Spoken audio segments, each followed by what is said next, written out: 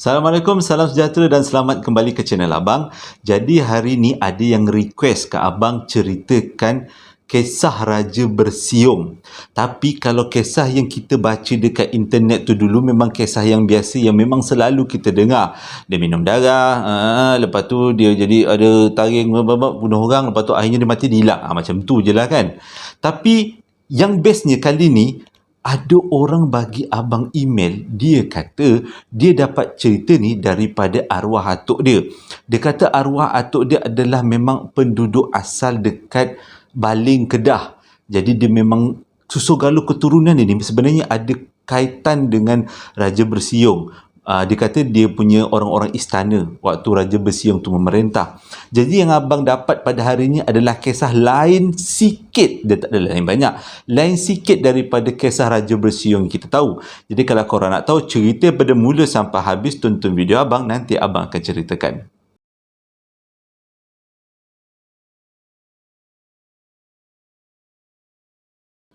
Susu galuh keturunan Raja Bersiung, sebenarnya nama dia bukanlah Raja Bersiung, nama dia adalah Raja Ong Periaderia. Dia tu, kes ni terjadi dekat Kedah tau. Okey, kita tengok dia punya susu galuh. Dia punya asal keturunan dia, katanya Raja Bersiung ni, dia punya moyang dia adalah Merong Mahawangsa. Merong Mahawangsa adalah raja pertama kerajaan Kedah. Dulu Kedah namanya bukan Kedah, tapi Langkasuka. Dan raja pertama tu adalah Merong Mahawangsa. Merong Mahawangsa ni dikatakan ada yang kata datang daripada Rom, ada juga yang kata datang daripada Cina. Tapi abang tak tahulah, dan kita pun tak naklah ceritakan yang pasal Merong Mahawangsa ni. Jadi Merong Mahawangsa ni membentuk satu kerajaan namanya Kerajaan Langkasuka, dan kerajaan tu berkembang sangat pesat. Dan akhirnya disebabkan kepesatan kerajaan Langkasuka tu dipecahkan kepada negeri-negeri kecil yang diperintah oleh anak-anak dan saudara mara dia. Jadi dalam satu daerah tu diperintah oleh anak dia, di mana anak dia ni adalah yang menghasilkan susu galuh Raja Bersiung. Itulah asal munculnya mana Raja Bersiung. Jadi Raja Bersiung ni dia memerintah dekat satu kawasan namanya Kota Aur, dekat kawasan Gubir Kedah. Kat situlah negeri dia. Dan Raja Bersiung ni sebenarnya Raja Ong lah. Dia bukan Raja Bersiung tu bukan nama dia lah. Kita panggil Raja Ong lah. Ong Periaderia kan. Raja Ong ni macam pelik kan, Raja Ong, macam Ong tu macam Cina cakap ada Ong. Tapi okeylah. Raja Ong ni dia ni cerdik tau. Cerdik, pada masa yang sama dia tu bengis. Disebabkan kebengisan dan kecerdikan dia tu, dekat istana ataupun dia punya kawasan istana Kota Aur ni, dia tanam dengan buluh. Jadi kalau musuh nak masuk di kawasan kota, bukan sesenang-senangnya, sebab kena merempuh pohon-pohon buluh. Korang tahu kan kalau pohon buluh dia punya kedudukannya rapat-rapat kan. Jadi nak masuk tu bukan senang, dia ada pintu-pintu rahsia. Itu kecerdikan Raja Ong lah ni. Jadi memerintahlah Raja Ong, tapi dia ni memang agak zalim. Dia punya kegemaran dia adalah bersalah sumbat penjara, bersalah kena bunuh. Tapi sumbat penjara tu memang satu kegemaran dia. Sampaikan penjara dekat Kota Aur tu, penjara bawah tanah dia memang besar gila katanya. Tapi tak ada bukti-bukti. Lepas tu pula kehebatan Raja Ong ni ditulis dalam hikayat Merong Mahawangsa. Ada selitkan hikayat kan. Kalau dikatakan hikayat, benda tu mungkin ada tapi diperbesar-besarkan. Mungkin ada tapi tak terlalulah penting. Macam tu, itulah nama hikayat. Mungkin ada tapi abang percaya benda tu ada. Okey, kita berbalik pada cerita. Jadi memerintahlah Raja Ong ni. Raja Ong ni ada banyak bini tau. Dan dia ni bukan beragama Islam. Abang tak pasti dia agama apa, tapi berdasarkan nama dia mungkin agama Siam lah kot. Ong Periaderia, macam itulah. Raja Ong Periaderia kan. Jadi rasanya bukan Islam. Rasanya lah, tapi kalau salah betulkanlah. Memerintahlah dia. Memang kerajaan dia tu memang bagus. Dan Raja Ong ni dia ada satu kegemaran lain selain dia menjagakan orang. Dia ada kegemaran lain, iaitu dia suka pergi berburu. Dan kalau dia pergi berburu, dia ada satu sifat. Dia kalau pergi berburu, dia suka pergi dan pasti bawa hasil. Nak dijadikan cerita satu hari dia pergi berburu dengan dia punya panglima-panglima. Waktu tengah berburu tu, dia nampak satu ekor rusa yang besar dekat dalam hutan, dekat kawasan Langkah Sukar ni, iaitu Kedah sekarang ni. Dia nampak rusa tu dan dia cuba panah. Tapi setiap kali panah dia dilepaskan, miss. Maksudnya kurang latihan lah kan. Sedap je kata orang. Kurang latihan lah kan, miss. Mungkin bukan kurang latihan, tapi luck tak ada lah. Orang kata luck tak ada kan. Tak nasib baik. Tak berapa ong. Jadi dia tembak-tembak, rusa tak kena. Lepas tu, adalah seorang dia punya panglima lah. Panglima tu dikatakan baru dia lantik. Muda dalam umur 20-an macam tu. Jadi panglima dia ni, dia panggil panglima. Di sini kau, dia kata, kau cuba panah rusa tu. Kalau panglima-panglima lain, kalau bila raja suruh macam tu, diorang akan cakap macam ni tau. Tuanku, patik taklah sehebat tuanku. Dan kalau patik panah mesti tak kena. Maaf lah ya, ada bunyi anjing ni malam sebenarnya, tengah malam ni. Maaf lah, ini bukan cerita hantu pun, anjing bunyi juga. Dia akan cakap macam ni lah, kebanyakannya akan cakap, kalau patik panah memang patik tak kena tuanku. Dan bila diorang panah juga atas arahan tuanku, panah tu olok-olok lah disasar-sasarkan ke tempat lain. Lepas tu raja tu akan gembira lah. Korang semua nama je panglima. Aku juga yang korang kena harapkan. Gitulah. Dia nak rasa besar lah kan. Macam tu juga kalau kita dengan orang tua kan. Kita tak naklah menunjuk-nunjuk kita yang hebat. Kita kena rendah diri sikit. Itu yang terjadi. Tapi bila dengan panglima muda ni, lain pula cerita je. Dia boleh sound raja tu. Dia cakap apa? Mungkin tuanku, panah tu tak berapa nak tepat, tapi patik boleh dapatkan rusa tu untuk tuanku dengan panahan patik. Dia pun terus keluarkan busur panah dia panah, kena kat badan rusa tu, dan rusa tu mati. Kau ingat raja tu gembira? Tak, raja tu tak gembira. Kau dah tahu perangai raja tu membengis-mengis macam tu.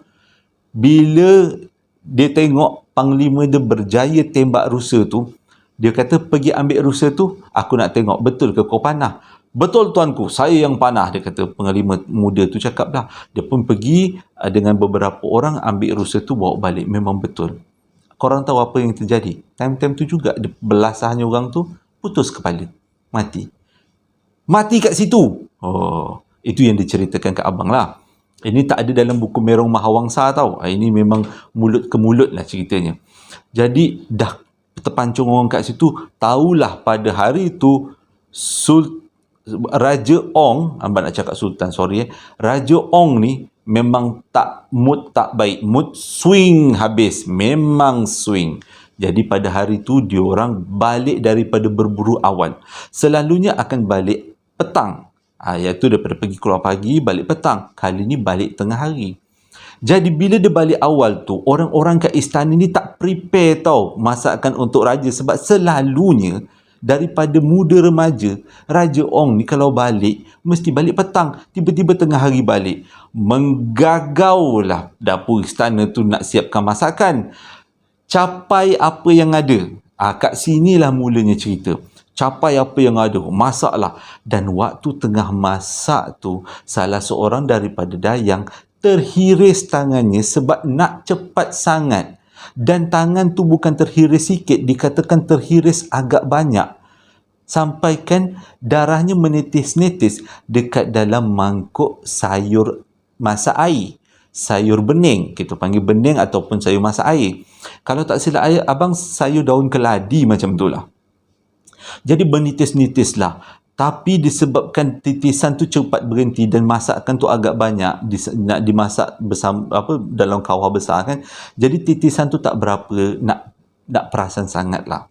Okey, jadi okeylah dah tertitis tu, dah sudah tu teruslah bawa pergi jumpa raja tadi tu, bawa masakan jumpa raja. Dan raja pun makan dengan hati yang panas. Sebab hari ni dia dikalahkan oleh panglima haram dia.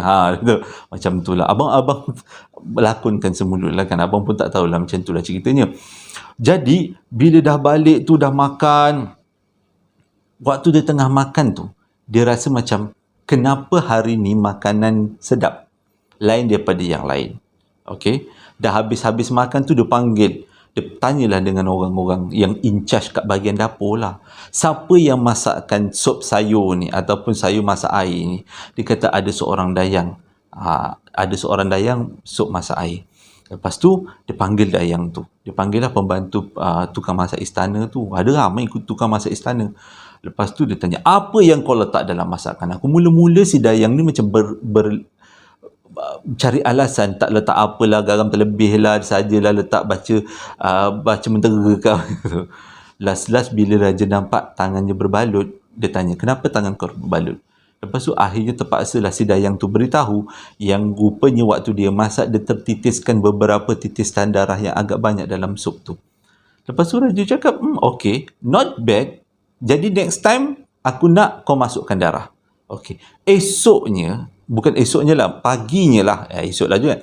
Paginya, masakan untuk breakfast ataupun sarapan tu dibuat. Tapi kali ni dia tak pakai darah orang, dia pakai darah ayam. Okay, dia letakkan darah ayam beberapa titik. Bila Sultan ataupun Raja Ong Sultan, bila Raja Ong tu makan pagi tu sup pagi, sarapan kan, dia makan tak sedap, dia terbalikkan meja, mengamuk dia tu, dia panggil dayang tu balik. Ni apa yang kau letak? Dia kata, saya letak darah, tuanku. Darah apa? Darah ayam. Kau ingat apa yang terjadi dekat dayang tu? Dayang tu time tu juga kena pancung dan darahnya diletakkan dalam bekas dan digunakan untuk memasak. Sejak daripada tu, memang raja suka makan makanan yang dalamnya dicampur dengan darah. Lepas tu sampai sama je dengan apa yang kita semua tahu, iaitu dia ambil pesalah-pesalah yang ada dekat penjara bawah tanah, dia hukum dengan hukuman pancung kepala dan darahnya disimpan dalam bekas untuk digunakan, diletakkan dalam masakan menggantikan garam. Jadi ramailah dayang-dayang yang kena, dah habis dayang-dayang, ramai pembantu istana yang kena, dah habis pembantu istana, orang-orang yang duduk dalam penjara habis semua kena makan, kena hisap darah. Kalau korang nak tahu kan, cerita ni bukan sampai dekat Malaysia je kau ataupun tanah Melayu tau. Mak Saleh pun tahu cerita ni. Digelar sebagai Langkah Suka Vampire. Kita ada vampire sebenarnya. Langkah Suka Vampire. Dia abang ada terbaca. Mak Saleh pun tahu cerita ni, sejarah ni, legenda ni. Jadi ramailah orang-orang yang pesalah-pesalah yang dah dihukum mati. Dan bila pesalah-pesalah dah hukum mati, digantikan pula dengan rakyat ditangkap seorang demi seorang, dibunuh dan dijadikan masakan. Dan benda ini berlarutan selama hampir setahun. Dan bila dah tak tahan sangat, diorang pun aturkan strategi. Apa kata diorang memberontak, dah tak tahan, hidup rasa macam tak selamat. Jadi diorang buat planning. Planningnya ialah ada grup yang akan bawa Raja Ong ni pergi berburu dan diorang dekat istana, yang tertinggal dekat istana ni akan ready bila raja balik, bunuh, mati. Okay, itu dia punya planning lah. Jadi diorang pun bawa lah Raja Ong ni satu hari ni pergi berburu. Bila dah sampai dekat hutan, dah manah-manah, dah apa benda semua, baliklah dia daripada berburu. Bila sampai dekat istana, tak sepasal-pasal raja tu ditangkap. Memberontaklah ni, dikira pemberontakan. Bukan satu orang istana tau, satu istana. Rakyat-rakyat, pengawal-pengawal semua dah tak suka dengan raja, tangkap raja tu. Dan raja tu menggelupo. Ada satu benda yang pelik mengikut apa yang diceritakan pada abang lah. Yang cerita kat abang ni, dia gelar diri dia adalah Mr. X. Dia kata dapat cerita tu daripada atuk dia yang bernama Tok Ibrahim. Macam itulah dia kata. Abang selit-selit sikit lah. Okey, bila Raja Ong ni dah kena tangkap, rupanya ada satu benda misteri. Dia ada kekuatan luar biasa. Mungkin disebabkan oleh darah tu, mungkin sebab ilmu setan, dah jadi vampire kan, siapa tahu. Okey. Jadi dia ada kekuatan misteri, lepas dah tangkap pakai besi, dah dikurung dekat dalam pasung, terlepas, lari dekat dalam hutan. Lari punya lari, orang kejar sampai dekat daerah Baling. Sampai dekat daerah Baling, betul lah? Sampai dekat daerah Baling. Kepung dia. waktu ni berlaku pergelutan, memang kau-kau di antara panglima-panglima, di antara pengawal-pengawal dengan Raja Ong. Tapi Raja Ong bukan sebarangan. Memang dia boleh kalahkan. Cumanya ada seorang panglima berjaya menghentak mulut dia sampaikan taring dia satunya tercabut. Satu taringnya tercabut dan satu lagi melonggar lah, lebih kurang longgar lah. Satu tercabut, satu longgar, satu jatuh kat tanah dan satu lagi masih lagi ada dekat mulut dia.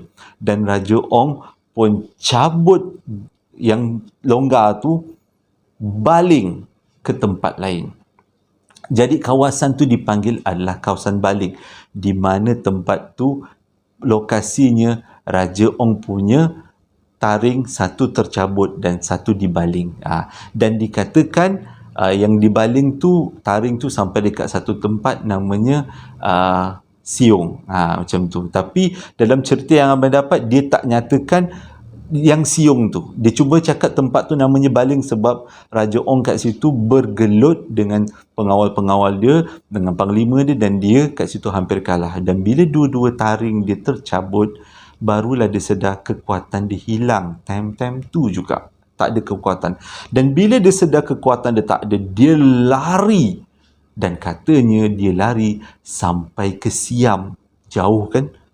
Jauh jugalah. Sampai ke Siam dan kat sana dia melarikan diri. Ada beberapa versi yang mana perginya Raja Bersiung ni kan. Tapi ada satu versi yang disampaikan oleh Pak Ibrahim, atuk kepada Mr. X ni. Tok Ibrahim lah kot. Atuk kepada Mr. X ni, dia cakap macam ni. Sebenarnya Raja Bersiung dia tak lari ke Siam. Dia cuma ada dekat Kedah. Dan dia bertapa dekat dalam hutan, di salah satu hutan di Langkang Sukah. Dan dia bertukar menjadi orang Bunian. Itulah yang dipercayai oleh Tok Ibrahim yang disampaikan kepada cucunya lah. Jadi ini adalah versi lain kepada Raja Bersiung.